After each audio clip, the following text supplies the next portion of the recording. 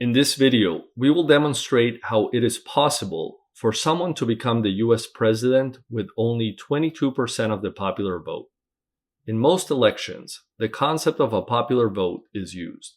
For example, if there are two candidates, candidate 1 highlighted in purple and candidate 2 highlighted in green, both candidates will work to appeal to the voters. On election day, voters cast their ballots for one of the candidates. The candidate with the majority of votes wins. In this case, candidate 1 is declared the winner with 6 out of 10 votes, or 60% of the total votes. In the US, we use a system called the Electoral College.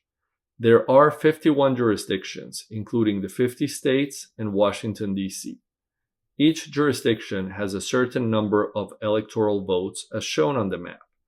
The number of electoral votes is roughly proportional to the population size, with California having the highest number at 54 votes and the smallest states having 3 votes each.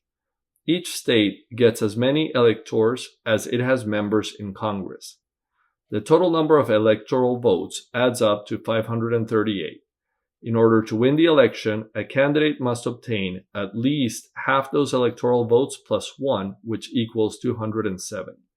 Generally, states award all their electoral college votes to whomever won the poll of ordinary voters in the state. Maine and Nebraska are the exceptions. If a candidate wins 50.1% of the votes in California, they would pick up all 54 votes. Alternatively, if the candidate wins by a landslide in that state, they will still pick up the same 54 votes. It's therefore possible for a candidate to become president by winning a number of tight races in certain states, despite having fewer votes across the country. The advantages of the Electoral College include giving smaller, less populated states greater significance in the election process. Additionally, it simplifies handling recounts, as officials can focus on individual states rather than the entire nation. However, there are disadvantages to the Electoral College system. Many voters feel their vote is less significant depending on the state they live in. Elections are often decided by a few swing states, as many states consistently support the same party in each election. Consequently, candidates tend to focus their effort on these swing states, where the outcome is uncertain, rather than trying to win over voters nationwide. For example, it's unlikely that a Republican candidate will campaign in California or a Democratic candidate in Texas, as these states strongly favor one party. The most significant disadvantage, which this video will explore, is that it is possible for a candidate who wins the popular vote to lose the election. We will demonstrate an extreme case of how this can occur.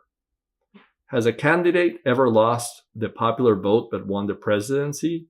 Yes, and the most recent examples include George W. Bush, who lost to Al Gore in the 2000 election, and Donald Trump, who lost to Hillary Clinton in 2016.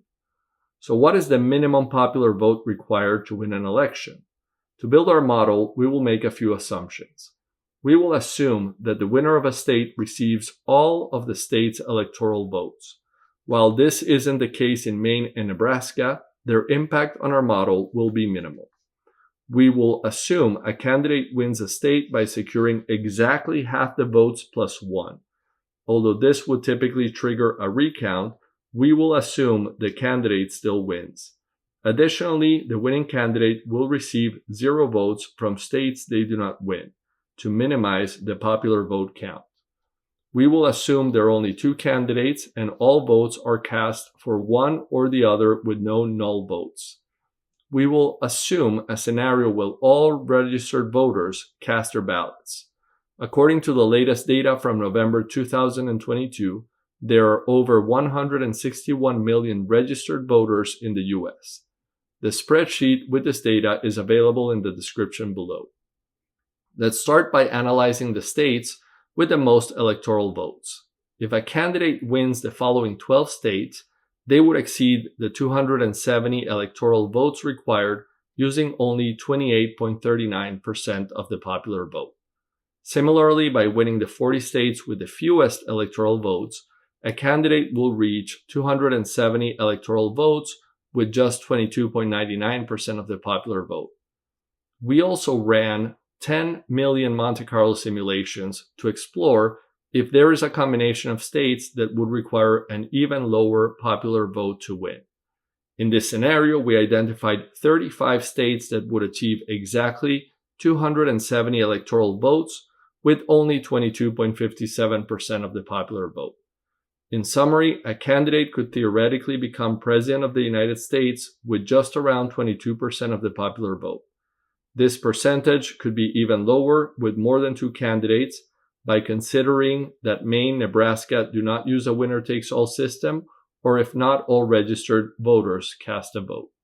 If you like this video, click the like button and don't forget to subscribe for more content.